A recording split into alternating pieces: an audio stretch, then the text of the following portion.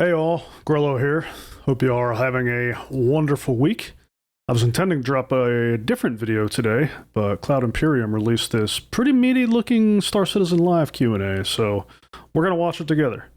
And I'll drop the one I was going to do today, probably on Monday. I have an even different one though, a very short one I'll put out in the next day or two, just a quick channel update. But while we're waiting on that, a quick hello to all the new folks that have joined the channel recently. It's great to have you here. And with that, let's roll it. Hi, everybody. If you were watching on Twitch, I apologize. Welcome to another episode of Star Citizen Live. I'm your host, Jared Huckabee.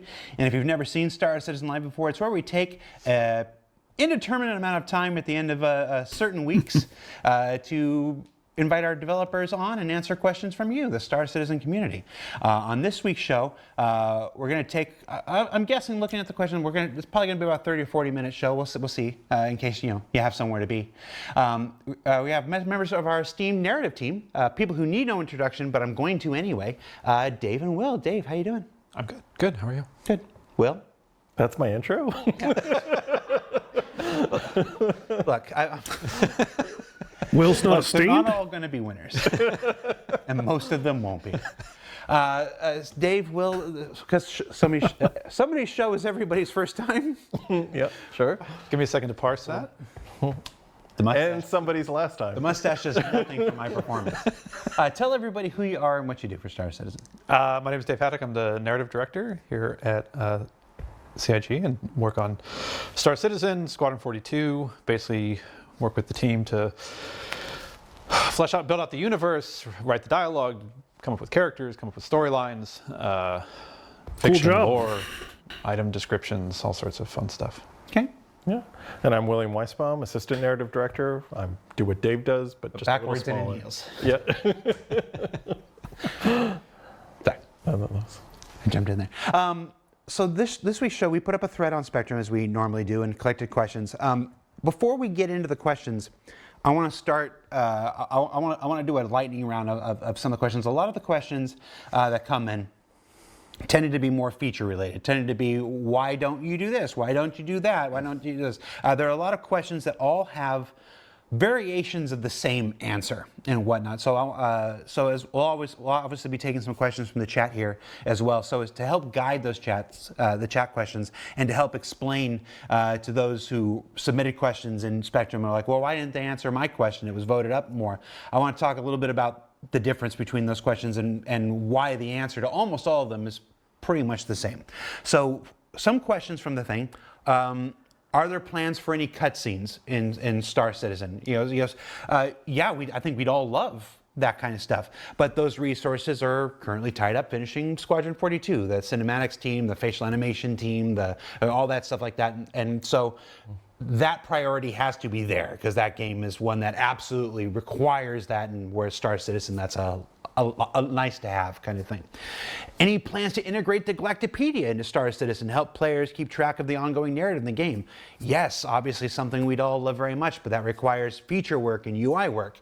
Again, both of those teams are working on not just finishing out Squadron 42, but bug fixing and optimizing the performance of the PU right now. So this year is a big push towards performance optimization and bug fixing. So we're really trying to hold back on introducing new features to the PU for at least a great portion of this year while we stabilize that. So again, something on the list, but is it more important than getting base building and crafting and our engineering finally in and stuff like that? So it'll be farther down the line, stuff like that. I thought Makes sense to me that things like cutscenes are not a priority for the PU. I'm trying to think of where that would even fit in. I guess maybe in the MSQ or main storyline, whenever that comes into the PU, it could make sense to have some cutscenes in there. Obviously, I'm not a super big story guy, so the cutscenes are not like a super interesting thing to me. But I can imagine them being helpful in the early stages of the game. Like once you get to the end game of something like Star Citizen, I wouldn't expect cutscenes to really matter all that much anymore, except maybe in like big content drops, maybe like a log into the game cutscene kind of thing to introduce like the current state of affairs, something like that. Now the Galactopedia that was mentioned, I think that would be a really good feature, cool feature in the PU. I'd love to see that. A Pyro narrative had the planet strip mined. That's another thing where we had that story, that idea way back when the first version of Star Citizen, where planets would never be landable. You were never supposed to be able to land on planets. You would just kind of go to a unique landing zone and stuff. And now we have these fully realized 360-degree planets and stuff. With that, you paired with where Planet Tech is at any given time. We're still on Planet Tech V4. We're developing Planet Tech V5 right now. It means that these planets have to be realized in the tech that we have at the moment and stuff like that. So narrative. Should we go? Yeah. I'm doing the ones. I don't want you to.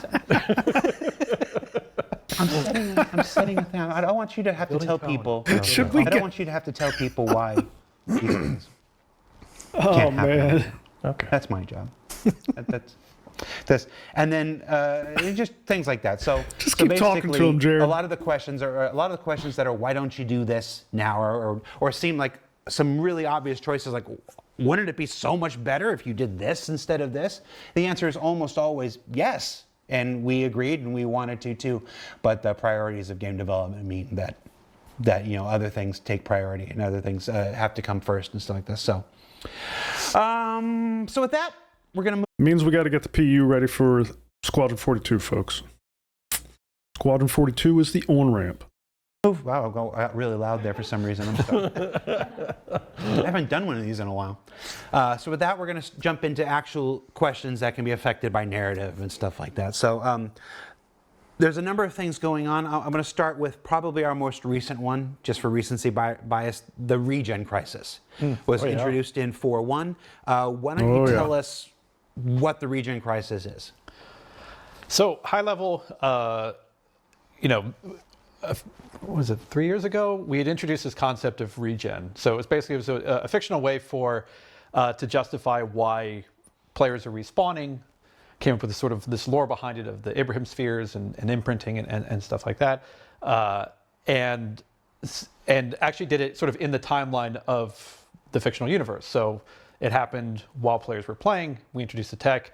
We kind of showed how the Imperator and the other people were kind of reacting to this type of thing.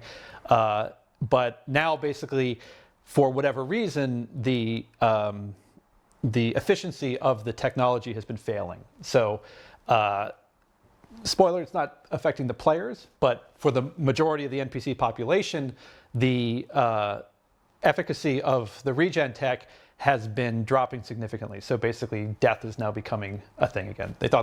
I think that because players have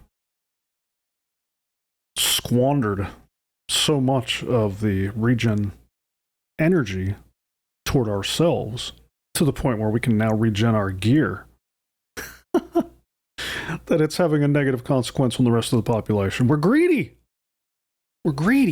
They'd kind of conquered it, and now it turns out that they're not. So currently the UEE and the Imperator are basically trying to scramble to figure out a solution to kind of research and science their way out of this predicament to hopefully try to restore the tech to its former glory. And I'm anything you want to add to that one? No, like during the run up to it, the tests and stuff, like as much as they tested the technology before it came out, once you increase the sample size to several billion, it started really quickly like kind of showing the cracks, and all of a sudden all these people who thought they had their imprint safely stored away in a hospital because everyone went out and got their imprints to protect them, it wasn't until they put it to the test months later that they realized that the imprints had gone bad. And so it's kind of like, these small incidences of like, oh, this whole shipload of people got into a wreck and none of them came back, and like, that's weird. And then it started piling up to the realization of, oh, this technology is not as dependable as we first thought. And you kind of ran into the thing too, where people were starting to, effectively get kind of cocky of like, oh, it doesn't matter, I can go and I can fly my ship into a wall Yeah, bounce back I and would. everything will be okay. So not only is the samples pool increasing, but people couldn't start abusing it and basically over and over and over again. Oh, that's what I'm doing with again, Tier that could 0. Kind of Like, raise I'll be the right back, failure boys. rate. Yeah, so Jump in. Turns out a large percentage of the population doesn't take well to imprinting. Maybe they only have one imprint, maybe none. And it's not like the player population, just like the player population is the part of the universe who owns spaceships and goes on these great adventures. They're also the part of the population that takes really well to imprinting. So for the most part. And this is a story that, obviously suck. just introduced. It would suck to find out that your imprint wasn't functional until you had died. What an inopportune time to find out. It with 4.1. This is a story that will continue to be revealed and continue, and players will have more interactions with it and stuff as the months go by later this year. Yeah. So, I mean, as we had sort of talked about in one of the Inside Star Citizens, the idea is like we're introducing these sort of ongoing storylines. And so this was sort of the inciting incident for what we're calling kind of our B story. So it's, the threat of the regen crisis is kind of looming, and it's sort of moving pieces around the board, whether it's corporate interests, government interests, stuff like that, to kind of make decisions that the players will get to kind of see as they kind of go throughout the universe. Ancient Sail says, all this lore and background story over 14 years had zero representation of this in the PU. When is this content going to represent this? That's literally what the whole line in mind of Yeah. Band of Four, that this is the reason you're going to these Hathor places and stuff, and the reason you're searching for these minerals and whatnot. Even I knew that, is to Phil. feed into Rayari. Yeah, and I'm not and a there's story going to be guy. other ways that we're going to kind of start tying into this stuff a bit more, where players are going to be able to see the ramifications of it in the universe. Yeah. And hear NPCs discussing it and Yes, you'll start to see more NPCs coming online. Again, the answer to, I bring up Ancient Sail's question because the answer to that is essentially the same as the answer for the first 3 questions of the show. It's basically those development resources need to become available for us in order to manifest this stuff more fully into the verse. And we'll have some chat later on about how we're going to do that and stuff like this. It's one of those things where we shouldn't stop creating story. Just like anything else, we shouldn't stop adding mining to the game. We shouldn't stop adding salvaging or combat or whatever. And the tools that allow us to make those things better will continue to develop as each patch goes on. The tools that will allow us to tell our stories better will continue to evolve as the patch goes on. Which the next question on here says, why doesn't the regen crisis affect the player? I mean, it's mostly just for the fact that the players do need to respawn. I mean, regen still factors into the original Death of a Spaceman thing. So there is still that idea that your imprint kind of integrity will decay over time, and so we will still kind of feed it back into that original mechanic that Chris had talked about all those years ago. But it was mostly just the fact that it was There you go. Players need to respawn, otherwise. Right now in the alpha state of our game and whatnot, we're being completely. It'd be a bit too punishing. For being candid, the game is plenty punishing enough in a lot of places without us introducing this. Yeah, to whoever asked that question, how would you like to see it affect players? Just your account's deleted? You were inadvertently playing hardcore mode? I don't know what that looks like. Plus, again, that's new feature work and stuff, and as we've said since February of this year, like this isn't the year of too many new feature works. This is the year of stability and performances like this. Is the regen crisis a precursor to Death of Spaceman? Is this, when this storyline wraps, let it be. will it have some effect on Death of a Spaceman when it gets introduced? I mean, don't want to spoil. Fair enough. Stay tuned. Keep playing. Yeah. I tried. How does it make sense narratively that this major crisis with regen is largely ignored by the UEE and they expect a bunch of randoms to solve it for them instead by knocking down all Hathor sites with the fleet? So, what is the UEE doing? Imagine playing Heroes in which the NPCs did everything for you. Wouldn't that be a fun game? I mean, they're doing a lot. It's mostly the thing of like they're the effects of what they're doing are probably behind closed doors. They're happening in other systems and stuff like that. Again, we have a we are limited to the standard Pyro system right now. yeah. So they're certainly up to a lot. You know, They're doing the science because science is not online for us yet, right? So they're doing the sciencing that they mentioned. trying to incentivize corporations to find a solution and incentivizing the population to help the corporations in scientific research and finding the resources and stuff like that.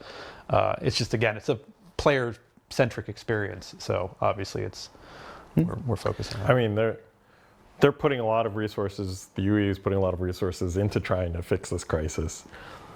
But the player isn't necessarily going to a UE research lab to seeing what they're doing. No. We're coming up with ways that the player can participate in this regen crisis. And you will be, without spoiling, you will be going to some research labs, in the future. They may not be UEE research lab, but you're gonna be seeing what other people, like we've heard what Rayari is doing. Mm-hmm. You're gonna start seeing what other factions and corporations are doing to attempt to address. Yeah, and the reason why Rayari has all these funds to spend on these rare resources that players are excavating right now is because the UEE is putting extra funding through Addison into researching how to fix this crisis. Yeah. So. And for the regen crisis, is the player going to be focused on helping address it, or will players also have the chance to investigate why it's happening in the first place?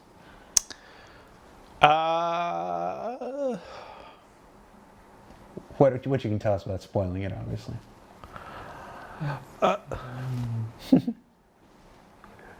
It's more like they're experiencing a crisis firsthand, and how to phrase this?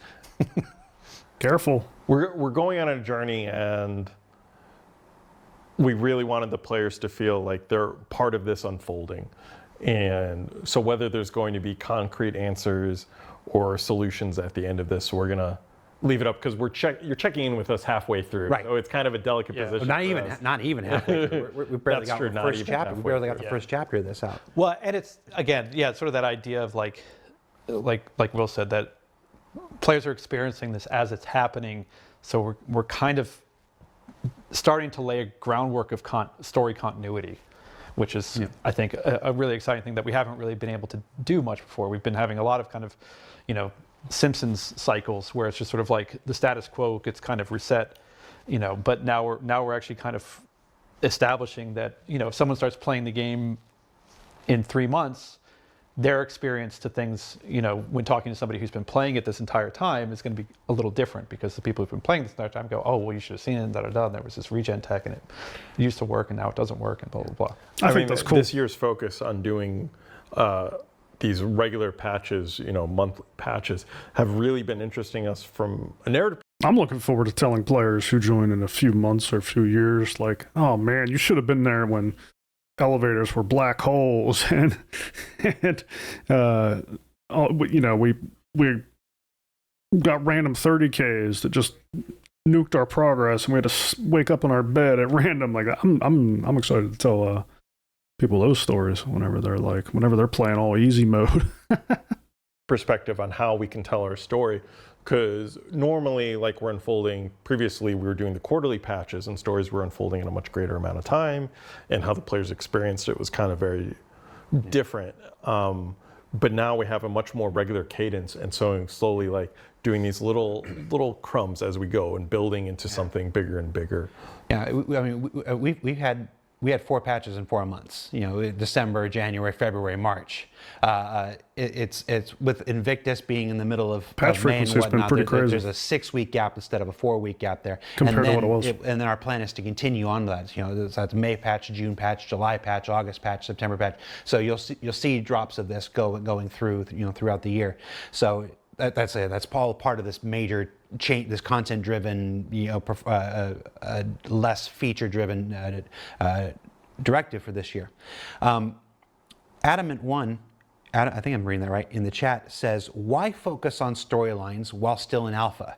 And will any of these storylines repeat once 1.0 or full live release happens?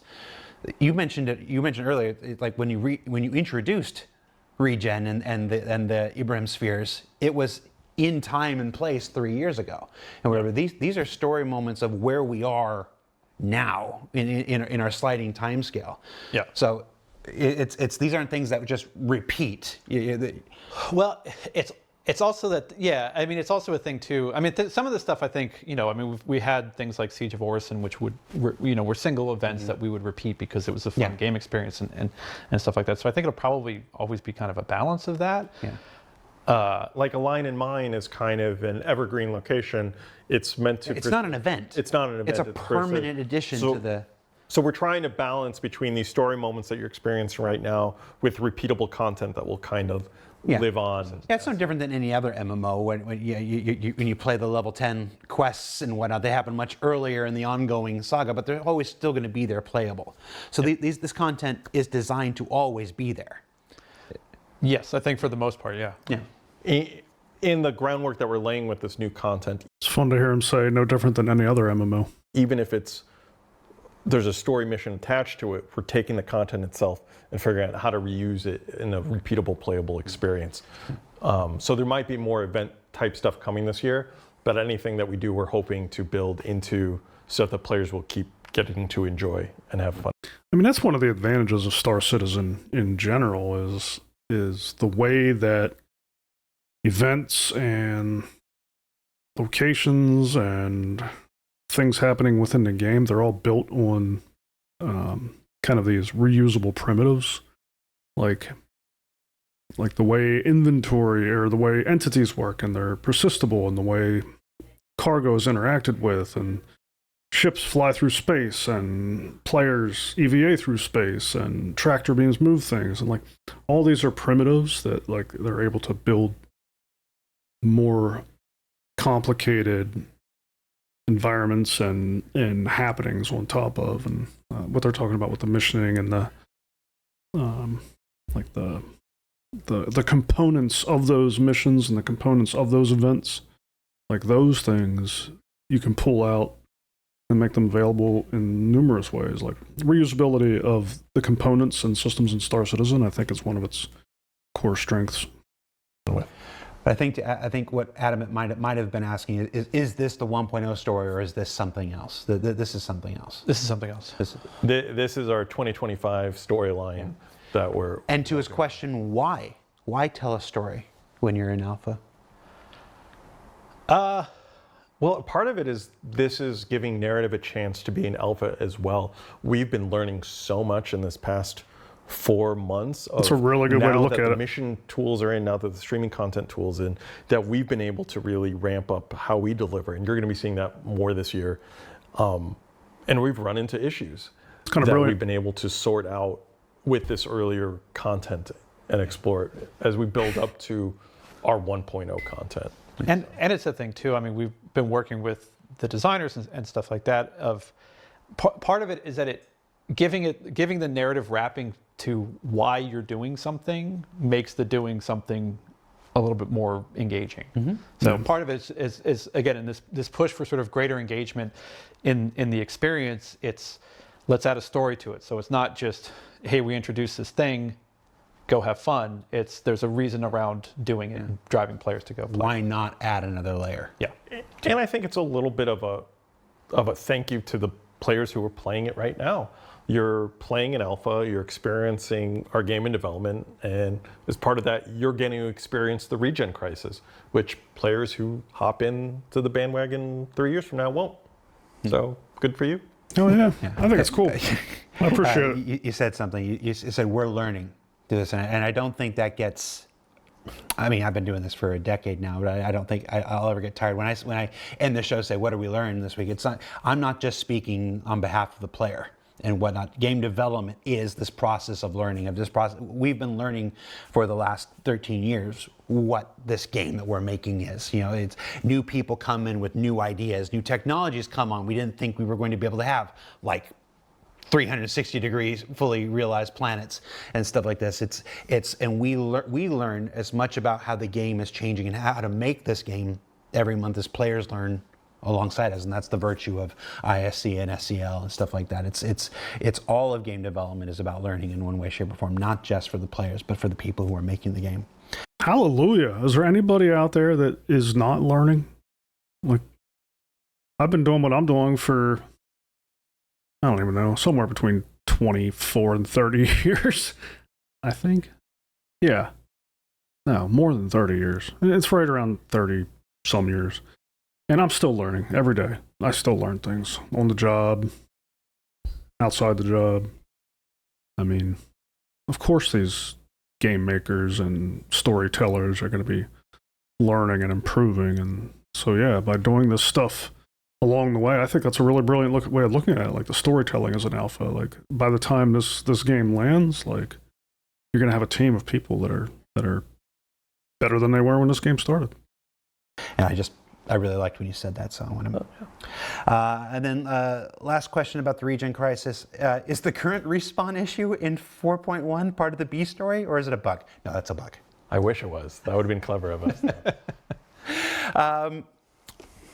The other big addition recently is our first Banu, our first alien. Oh my! Hell yeah! So excited to welcome. Tell me Wiccolo about to the Wiccolo. Who is Wiccolo? He's a Banu? He's a Banu. All right, moving. Tell me more about Wiccolo.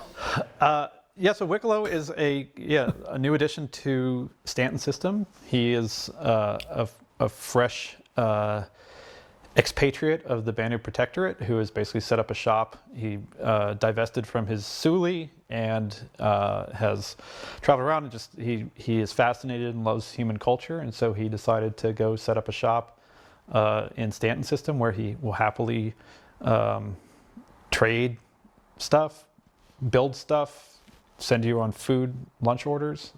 He's great. And why now? Where did this idea that this was the time to bring this first come from? What can you remember? We were charged with, from a design side, they wanted, this person who would take in a random collection of resources from the player who didn't have like a set style or anything, because basically this is like tier -1 of crafting almost. Like, when crafting comes online later on, you'll be taking those recipe lists and you'll be filling them and you'll be putting them into your own crafting station. But those things aren't ready yet. But we still kind of wanted that gameplay loop for the players to start experiencing it. Go find materials, bring the materials, turn the materials into a new thing. Into a thing. And so this is the person who's kind of doing that through this trading shop. Just as an aside, I want that screen on that set so bad on this wall behind me. That would be amazing. This early stage of crafting is pretty interesting, actually. I did not look at it this way. I was kind of like meh a little bit on the whole trading items, but this makes a lot of sense, actually. If you think about the act of crafting, it's really not all that different. And so we were kind of thinking of like, who would we do that? And we had been really wanting to get aliens, because the Star Citizen is supposed to be populated by aliens. So we've been waiting for that opportunity.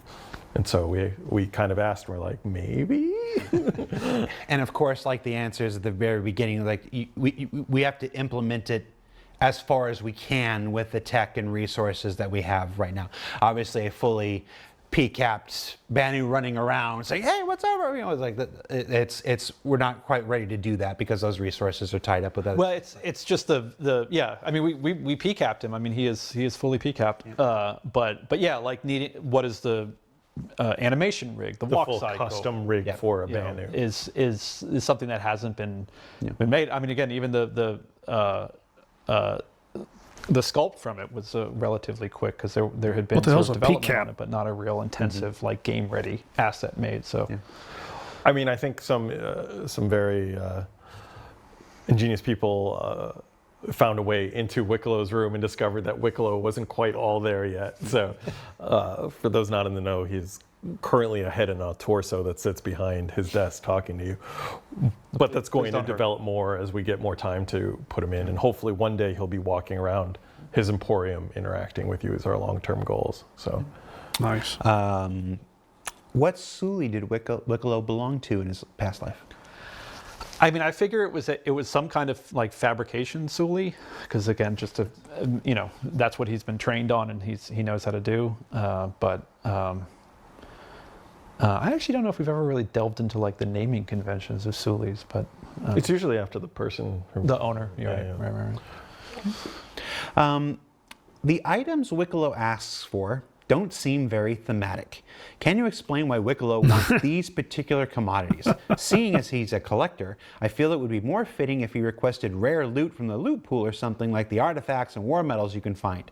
For the ship rewards, you should have to turn in an in-game purchased one or an exact hangar ship. Basically, this person's got a lot of ideas. But basically, the question is why is Wiccolo after these things that he is and not collectible items to add to his menagerie? Because he's also a fabricator. He's not just a collector. He's also, producing his own items, and these rare resources are something that he desired, or maybe someone else wanted to trade with him. There's kind of several excuses.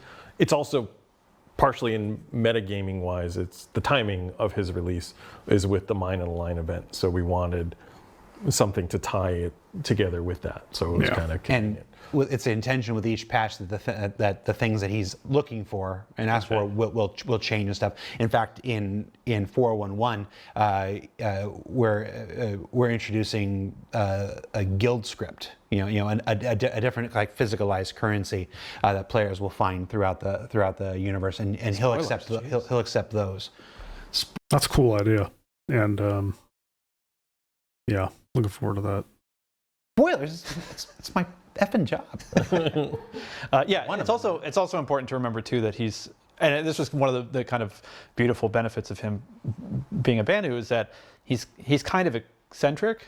So to me, the thought of him going, hey, I want you to bring me like 30 pips cans, some Karenite, and a burrito, like made sense for him, because it's just like he's kind of weird that way. I mean, even for a Banu, I think he's on the eccentric end of things, because he's living alone out in human space without a Suli. So I can't believe he didn't ask for a double dog. And for a little behind the scenes, I'll add, like one of the suggestions of this person was like, for vehicle rewards, you should be able to turn in one of the ones you've stolen and get it like this. He goes, we actually did look into that. We ran into a technical issue where the freight elevators couldn't destroy an item. So you load something in the freight. We actually tested. We actually intended to do something like that. You'd load it onto the thing. It would come down and come up with something else. But it kept coming up with the existing item, and you just kept duplicating stuff. So we inadvertently created our own asset duplication thing. So it's one of those things where it's like that aspect of it was not able to make in the initial release. But it is something we're still looking at. And for what and how it will be implemented, you'll find out when it's ready. But yeah, just again, it's another example of we're thinking the same things they're thinking. We're having the same conversations they're having, and the answer almost always to why didn't they just do that or whatever is the thing we needed to do that wasn't ready. It's another interesting thing about the components and systems around Star Citizen too. Like the fact that they don't support destruction of items going down the freight elevator is pretty interesting. In most games, you would think that would be the default state of things that were sent away into storage. Like they just kind of vanish from the world. And Star Citizen is like, oh, we can't quite do that yet. That's it's interesting. And if we waited until every single thing was ready, we wouldn't be running a live environment in the middle of our development. This month's story element was twofold: Wiccolo's arrival and the regen crisis. This person wants to know, they were both after the same minerals. They were both after the same resources in many ways. It's like, does people helping Wiccolo, is it going to hurt Rayari? Is this, are people automatically bad for choosing to get their ship instead of helping the human race? Yes. I mean, it is effectively a moral choice. So, I mean, they're technically the same story. They're just two halves of it. So the sort of B story is the resource mining and stuff like that. But we just gave you two options of what you wanted to do with it. For people who didn't necessarily wanted to, even if they didn't necessarily want to give it to Wiccolo, you had the option of going to Rayari if you wanted the items instead of the money you go to Wiccolo. So Everybody I know is turning into Wiccolo only. I'd be curious. Is anybody out there turning this stuff in to support the hunt or quest to reinvigorate the regen system? I should make a poll on that. And there's a good chance Wiccolo's just trading them right back to Rayari for 100%. price. So yeah. As There you far go. as the stuff that we've seen in his menagerie, I can't even begin. There's no vowels in this person's name. Why did Wiccolo? Why does Wiccolo have Tessa Bannister in a cryopod? Is that really Tessa? Is it a clone of Tessa? that could be anybody with the first name starts with a T, ends in Bannister. So it might not be Tessa. Is what you're not willing to confirm Could be that that's Tanya Bannister. Well, we're Tanya gonna- Bannister. You heard it here first. We're going to ask about the Mech Warrior suit, I hope. So you're not willing to confirm that that's the Confirm or deny. Tessa. Is this on record? Yeah. Oh, then no. It's on the internet, and everybody knows you can't erase anything from the internet. I've tried. I once wore a Beefeater costume. The hell's a beefeater Laws of costume? Illness, a longtime viewer in the chat says nobody cares about NPCs. Give me my ships.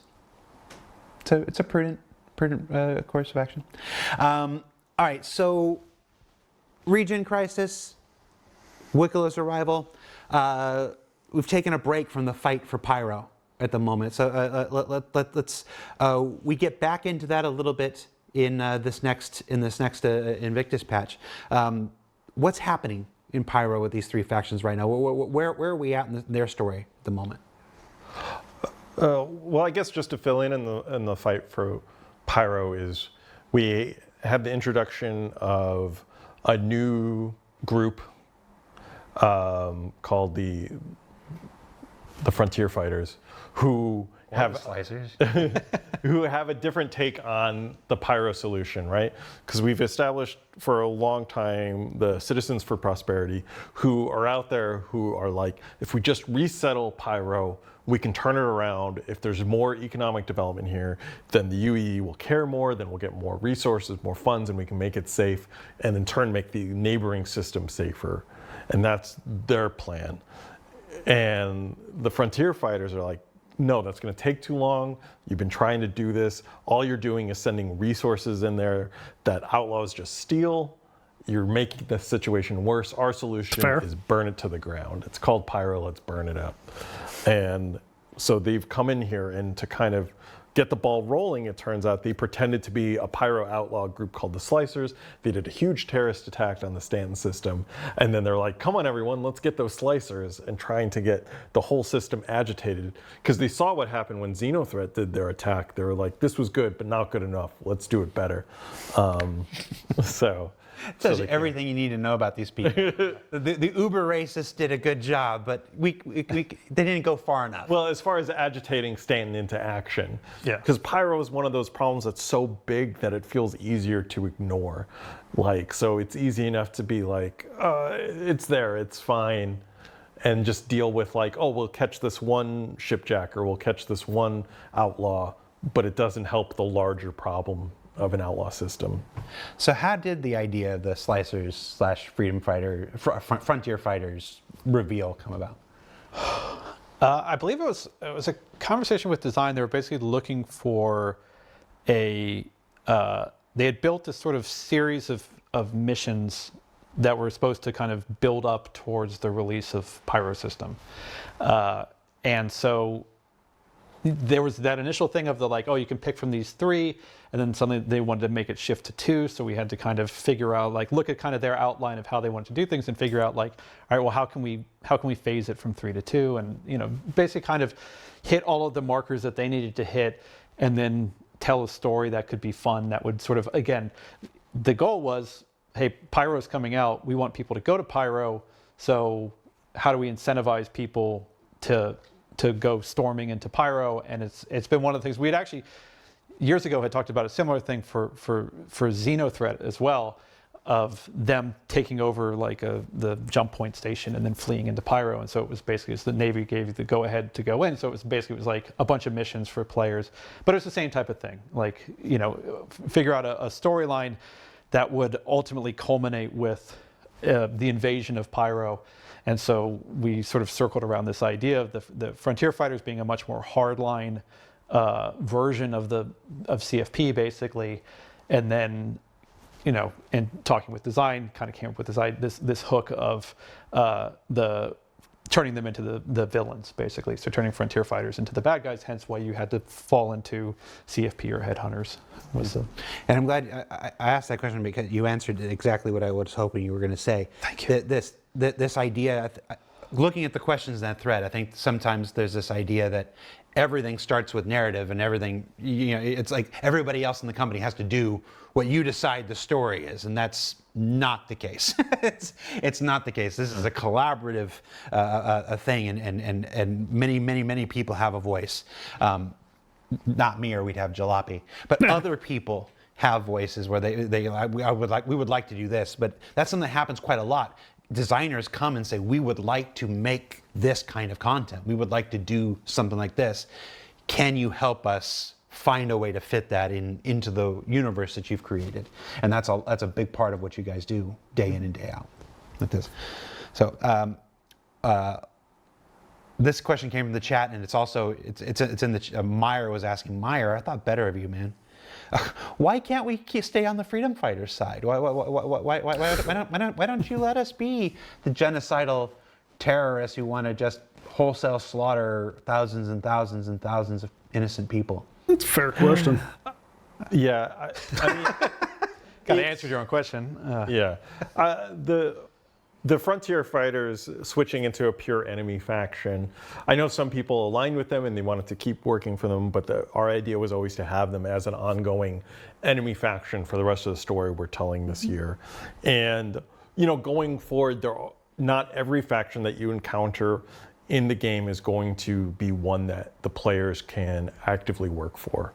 And there are these purely hostile factions, and we need them from gameplay reasons, is that as the reputation system slowly evolves, we want a similar experience for players who always can arrive in a location and have someone to attack or who's attacking them without having to worry about how the reputation system is going to change how they behave or the dialogue lines, because there's a high cost with that. We do want to have some reputation-based gameplay where the player's alignment will affect the outcome or how they experience these things. Yes. But that's going to be much more controlled. It has to be within reason. Sometimes it just comes down to the fact that it's a game, and the game has to be fun. This kind of goes back to some of those earlier questions around, like, why aren't players regenning, and why aren't the NPCs doing the work? Why do we have to do it? And why does there have to be enemy factions that I can't align with? Sometimes it just comes down to the game has to be fun, and so we need these things available to the players. On the faction thing, though, I would like to see the possibility eventually. It's not an urgent thing. Obviously, the game's in a state where they just need things for players to do, period. But ultimately, at 1.0, it would be interesting if players had the ability to align with actual evil forces like this, and kind of flip it so that your potential allies now are your enemies. The evil forces are now your allies, but that's going to take a lot more work to get there, because all of the behavior that they're implementing on the enemy NPCs right now, to give us things to do, they would have to implement all that same logic and gameplay and all that on the factions that are currently our allies. So that's a lot of work. Yeah. Has to be within technical reason, has to be within a feature reason, has to be within time. The amount of time that we can invest into creating different variations. I mean, everybody that's ever played a video game that has branching storylines knows you can only have so many different branches. Exactly that. And stuff. Yeah. Otherwise, it just goes on and on and on. It becomes impossible. I say that, and then Baldur's Gate 3 was like, hold my beer. Shout out to Baldur's Gate 3. Right. But even there are limits, and that's like this. So it's limits in time, limits in technology, limits in functionality, and our own desires. It's I don't think we're not making a game where you can do absolutely every single thing in the universe. There's a game we learn every week the game that we want to make. We evolve, Chris evolves, you guys evolve, we all have different ideas every week and whatever, and we start to think, this is the kind of game we want to make and stuff as we see players react and stuff like this. And it's not to say that maybe someday down the road you're not going to be able to join space Nazis or whatnot, but at this moment where we're at, Well, I don't say no. that's my point. But at this moment where we're at, it's like, no, that's not something we're really looking for. but again, like, I mean, going back to the sort of the conversation about the guilds that we outlined in sort of the Road to 1.0 thing, like there's going to be a criminal guild. Like there are, if you are looking for that type of, underworld working for the dark side type, characters and interactions and factions and stuff like that, we have that. Like you will be able to work for those people. But You can be criminals. You can be criminals. You can be pirates and things. It's just it's just a question of how far into depravity we look. An early version of the reputation system had a lot more factions that you're working for. They were going to be very localized so that as you traveled from planet to planet, you were starting to build your reputation up. And it turned out like that level of complexity wasn't delivering on the experience that we wanted. So we kind of have pared back so that the factions will ideally have larger differences from each other so that you're not just shuffling back and forth between like 20 identical delivery companies. Like for 1.0, we want each, company that you work for to have its own vibe, its own voice, and those are going to be the ones, and for you to grow along with them from system to system. So a lot of the factions that we previously thought was going to be Pyro only or Stanton only are going to expand out into the other systems so you can have a continuous experience as you travel through the star systems. Like, Am I the only one thinking that the other way sounds a lot more interesting? I really love the idea of localized factions. Like you travel to a new planet, and you have to kind of get acquainted with the locals and figuring out like what the social dynamics between the factions on this planet are, and kind of running localized missions. I've been hearing that as part of the 4.1.1 patch that we're going to be getting more localized content, like localized missions, the ability to go to an area on a planet and acquire missions that kind of keep you in that area. It sounds like it's the beginning of, hey, you can go to this planet and just work on that planet for a while, which I've been really excited for that kind of gameplay to emerge out of Star Citizen. And so for the same reason, I'm kind of fascinated by the original intent here of like many factions and kind of building up your awareness of all these factions across a huge set of systems. But I can certainly see why that might be overly complex for some, and definitely very complex for the development team. and so I think a part of that is kind of limiting who you're going to be able to grow that reputation with. We're going to have local factions and local people that you can still get paying jobs with and do small mission chains with, but you won't necessarily be earning a permanent reputation with them that's tracked and affects other people. So it's going to be a lot more focused and hopefully deliver a more in-depth experience for those factions that you do work with. Well, that's cool. At least they have it in some capacity. And the fact that it's there at all, even if you're not earning a reputation today, seems like maybe something they could continue to experiment or think about down the road post 1.0. We've mentioned in the past, obviously we spent a long time talking about Pyro and stuff in the lead up. Hopefully Nick's ain't that long. Are the previous mentioned gangs of Pyro still intended to be there? Overlords, Fire Rats, the Vipers, stuff like that? Or have the Frontier Fighters and Headhunters just killed them all off? I mean, it's an interesting idea to kind of run with the idea that, Frontier Fighters steamroll their way through some of the other gangs and wipe them out. Again, it's usually that thing too. What about the what you were talking about Supernova? before, of everything kind of to build the experience that we like, or the standard of quality that we like to ascribe to stuff. Adding those gangs requires support. It requires costumes, it requires voice packs ideally, it requires ship liveries, it requires a lot of stuff that requires other teams to get involved in. So it's, that's why we usually make the distinction whenever we're kind of talking with on this or in the forums and stuff like that is, there's a distinction between the fictional universe and the in-game universe. In the fictional universe, they're probably out still running around, but whether they're represented in the game yet, right now we're not really at a place where we can support putting them in. But as far as down the road, we have plenty of narrative room to have them show up and start having outposts dedicated to them. And I think it's about, now we've had the character art time so that they have really cool bespoke armor that makes me want to go engage with them and loot them. And right now we just don't have that in the schedules. I mean, you kind of see it like with the Firettes and the contested zones, like kind of how unique they can look. Like the work that they did on that, was really awesome and shows basically where it could go. But I do like the idea of actually saying that, maybe we fictionally kill off one of the gangs that Frontier Fighters gets a hold of them and stomps them out. It's also hard because we're dancing around a lot of things because of what's coming later this year, and so it's been the struggle of these kind of shows for more than a decade now. We want to share, but we don't want to spoil, and especially this year. This year's been a big focus on in-game discovery. Probably more than any previous year, and that's affected everything from ISC to SCL. It's why there are fewer shows. It's why we don't spoil every single thing. In 2 weeks, you're going to see the show about 411, and there's some rather sizable things in that show that we're leaving out because again, we want folks to discover it in game. We don't want to. I think a lot of folks sometimes.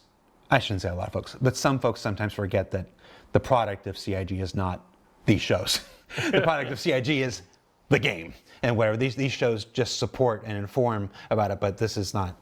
It's. I just want to say I really feel for all the people who've been following along with the lore that we've been releasing for the past decade, and seeing our development in real time, and they've always been representative of our thoughts at the time and our aspirations of the time, but. We've changed, we've grown, and we've learned stuff. So at one point we were going to have all these gangs and we developed them because that was what the idea was at the time. And now as we learned, it's like, we want less better gangs. And so we've trimmed pared down to fit into that schedule, or we know how much developer resources it takes to do it to our quality now, and we've had to adjust it. Yeah. That's not to say that they're cut or gone, they just might not be showing up in the way they've come in. We talk about this with the location lore, having to adjust and change to our new tech. And so, I appreciate how difficult it is to be a Star Citizen lore fan and being like, wait, I thought it was this. And then you told me these gangs were down here doing stuff and and I don't see them. So talking about the quality of the gangs, I mean, that's true pervasively so, everywhere. As fidelity goes up, so does effort and time required to deliver on that fidelity. And I'm sure that the gangs envisioned many, many years ago were a lot less involved and in depth than the gangs they want to develop today. So this makes sense, even though I still think it would be cool to have a billion factions across 500 star systems. I know, it's tough. Plot C4 says, so without spoiling, Squadron 42 is not for this year. No, it's not. We said that at CitizenCon last year. 2026? It's not 2025. All right, so we got a little bit more time here. I want to do some rapid fire general questions here. This is different than the lightning round? Yeah, this one's you can actually answer. Why do criminal groups like to live in piles of trash? It was a good thing. I think it's a strong visual indicator to players that they're entering an area that's seedy and unwelcoming is to see trash littering around. I think a lot of times when you're fighting for your life, you maybe have more important things to worry about than picking up your protein bar wrapper. Yep. So. Sorry, Vlaz is like, but what quarter of 2026? When it's ready. How come gangs manage to borrow so many large military ships like the Idris every year? These manufacturers should fire their heads of security. Well, I mean, just look how many Polaris's are flying around right now. But yes, they should. Their security system is truly horrible. Has the role of head of security even been invented? Like, does it exist in the Star Citizen universe? Is there some fictional reason security? They're just all really gullible. They just walk in and they're like, "Hey, I'm supposed to take that ship out." And they're like, "Oh, okay." And just There's some suspension of disbelief that needs to happen. Right? Like, how many times will Orison be taken over and sieged before they would just shut the city down? So it's... Very true. We've had a lot of focus on the Pyro gangs recently. This person would like to ask if you plan to focus on each of the 4 Stanton corporations a little more and their stuff. Oh, that'd be cool. Sure. No comment. Okay. That's going to means go yes. right into the next question. We have introduced relatively recently, within the last 6 months, I mean, Foxwell. everything's relative. Yeah. Foxwell is now, this new, I guess they're a PMC. Is that how you would classify them? I would call them a security company. I don't think they're solid enough to be a PMC. Okay. So Foxwell is out there now giving missions. They seem to be taking some of the role that Crusader and Hurston Security would have in the past. Is that accurate? What's Yeah, it's part of our 1.0 alignment as we head towards that goal of, for the major landing zones, it was causing potential issues for players to be able to earn negative rep with these companies and seeing Crusader, how, like, I worked for Crusader Security, I pissed them off, like, I attacked them. What does that mean for me accessing the content in Crusader now? And it had a lot of like knock-on ramifications of, it was really complicating things having the 4 corporations who control these planets also be reputation factions. So we're going to slowly start changing towards them being more local factions where you can work for them and earn money for them sometimes, but not necessarily keep a long-term reputation with them. Instead, those beginning security jobs are going to be given out by Foxwell. And sometimes the 4 corporations hire Foxwell as a contractor to do the work for them. And makes a lot Foxwell, of because sense. they're not so obviously linked to the Stanton system, like you talked earlier about being able to continue your relationships with some of these people as you progress to different systems. Again, at CitizenCon, we revealed the first 5 systems. After Pyro is Nyx, after Nyx is Castra. I remember that right? Yeah. Yeah. And then after Castra, Terra. So a relationship with Crusader when you're in Castra doesn't necessarily make a whole lot of sense, but Foxwell is somebody that you can build a relationship with and they can take with you as you progress. Yeah, that was one of the one of the earlier ideas was like, oh, you're going to have to rebuild your reputation, and we kind of decided that's not what we're gearing for. So we want that reputation to have continuation across systems. So yeah, you start working in Foxwell in the Stan system, and you'll be able to continue working for them in Castra and Terra and stuff like that until you graduate up to a higher tier of security company who wants to work with you now. So Okay. I could see that working too. I do hope there's a bit of a variety, and I'm not working for the same security faction in all systems. Who knows how many we'll have eventually. 5 at launch, I know, but I'm sure the intent is to continue adding after that. It would be cool if at some point we began to see, like, even if it's multi-system, like regions of influence for different factions. That'd be really cool.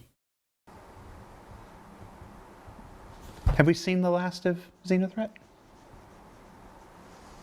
Probably not. They're like a bad penny. They are a bad penny. Last 2 questions. Here we go. Why aren't there more non-combat focused storylines? So, granted, we've only been introducing this new story initiative. Just started this year, and we're still in the 4th month of this year. So it's not like we've.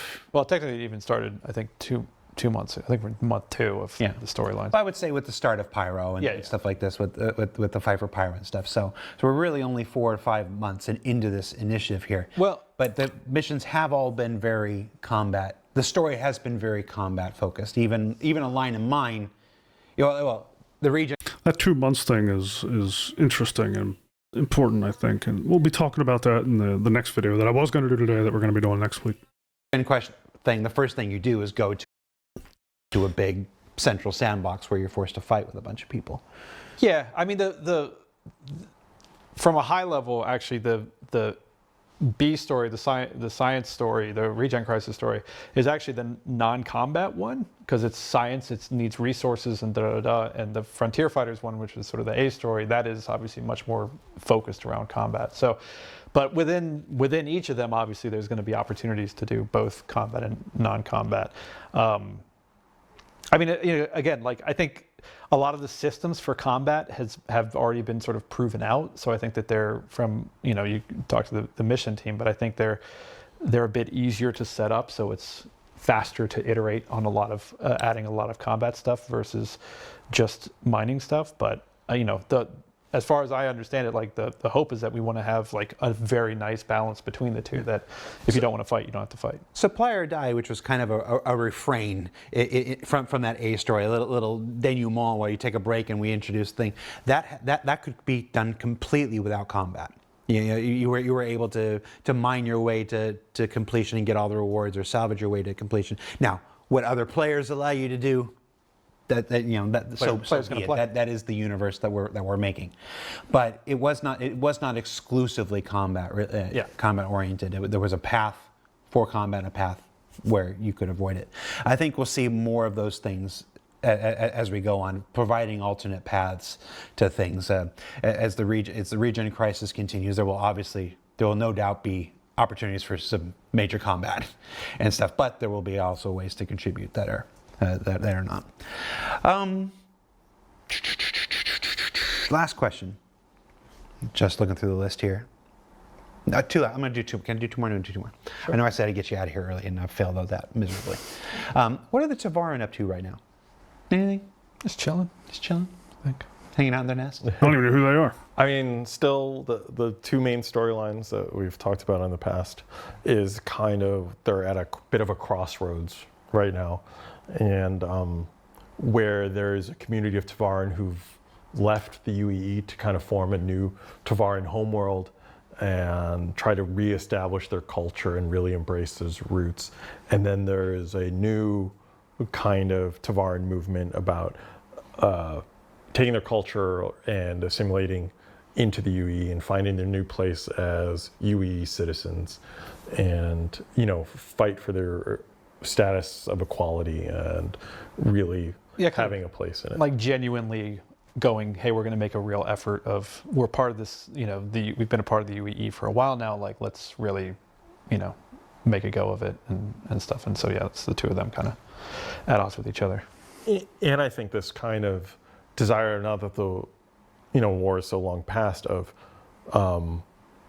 returning Tavaran culture back into the mainstream with Asperia's release of these Tavaran fighter ships and other forms of Tavaran culture, which were now being revitalized. It's kind of an interesting way of a combination of humanity and Tavarans working together to bring back these elements of Tavaran society that were lost.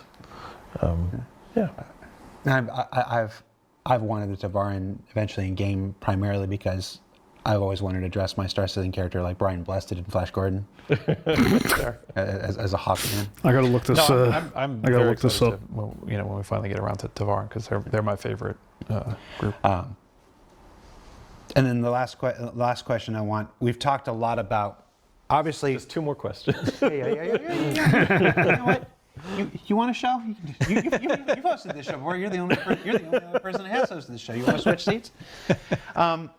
We've talked a lot about, obviously, story and narrative and stuff. Hopefully. And the limitations that we have as far as how we can tell stories and stuff like this. We are making some progress with that this year. We do recognize that, while data pads will always be they're a part of every video game, every major story narrative video game I think I've played in the last 20 years.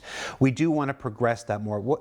Can you give us a preview of how we're progressing? What would be next? Just moving up the food chain. It's audio logs. Ultimately we want to get to be able to do video logs, like all that stuff. Because again, like it's the data pads are great because they're they're easy, they're relatively cheap, but again, part of the thing with this year has been creating greater engagement, and one of the main methods for doing that is having characters that you're interacting with. And so even if it's a one-sided thing, as far as an audio log or a video log or something like that, it's still you're reacting to a person rather than just reading text on the screen. Yeah. Folks have already seen obviously with Wiccolo, comms calls are coming back. You're starting to see some visuals, comm calls, and people being able to talk to you and deliver some exposition. Folks who are playing 411 on PTU now, there's elements of that creeping into 411 as well, with some of the new mission content that's available in 411, where we're able to have these comm calls come and talk to you. You just mentioned audio logs.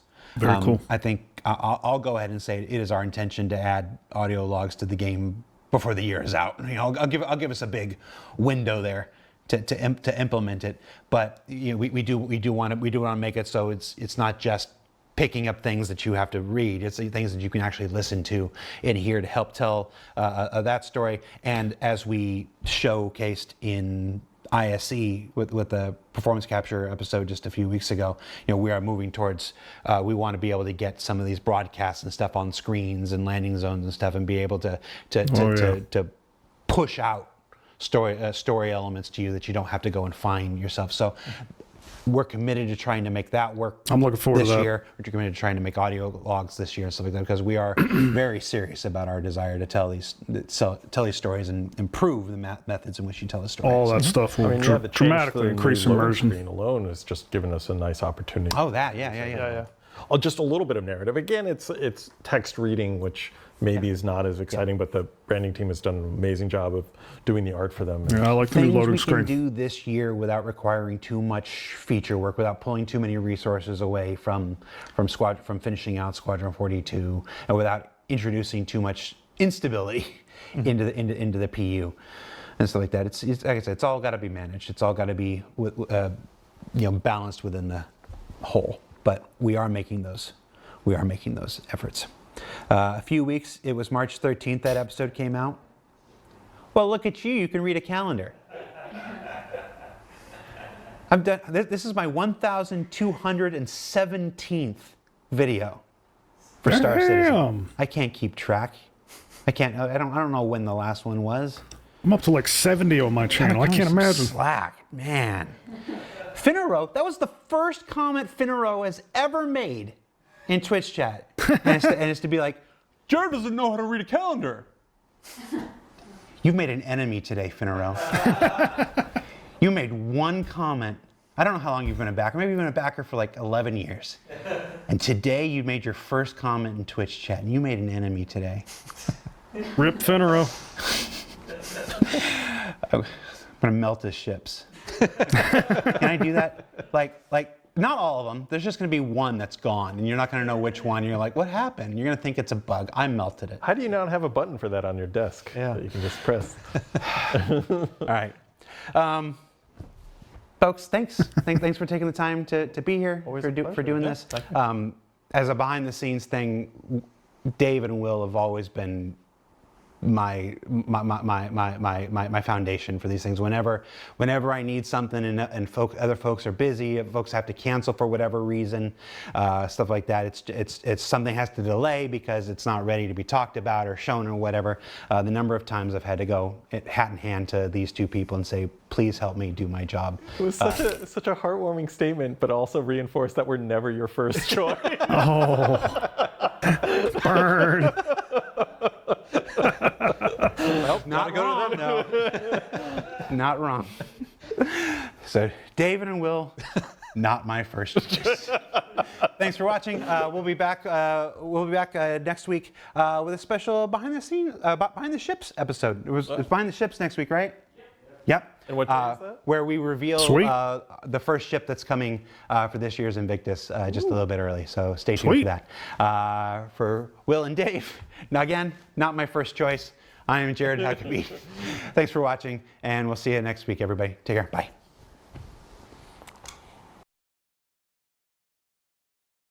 Looking forward to the ship show. I am going to let this roll the whole way to the end.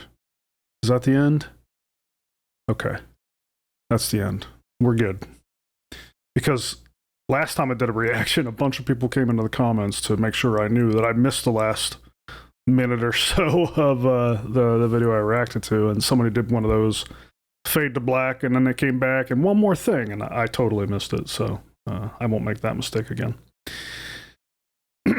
But yeah, that was a pretty good video. I like that. There was some gems and nuggets in there about some of the technical and time limitations around implementing stories, which I know a lot of people don't think about whenever they're thinking about stories and backgrounds and all the more artistic side of things, but it definitely connects on so many levels, and so it was really interesting to hear that. You know, I think the faction stuff, as much as the old way of thinking about factions really appeals to me, like I can definitely see why fidelity and player experience is pushing them more towards larger factions, although I still hold out hope that as the universe expands and grows ever larger, and post 1.0 we're exceeding 5 systems, it would be cool if we get some regionality even to the large factions, and I'm sure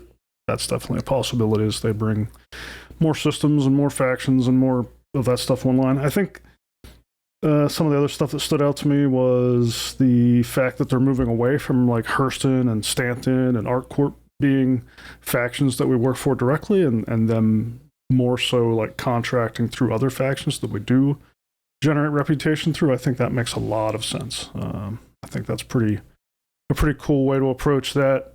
What else? The respawning stuff, yeah, okay. Yeah.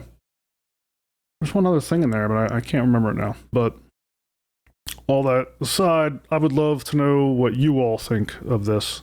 What stood out to you? What gem or nugget did you uncover that maybe I just glossed over? If you got something, drop it in the comments. I would love to. I'll probably watch this again. This was my very first time.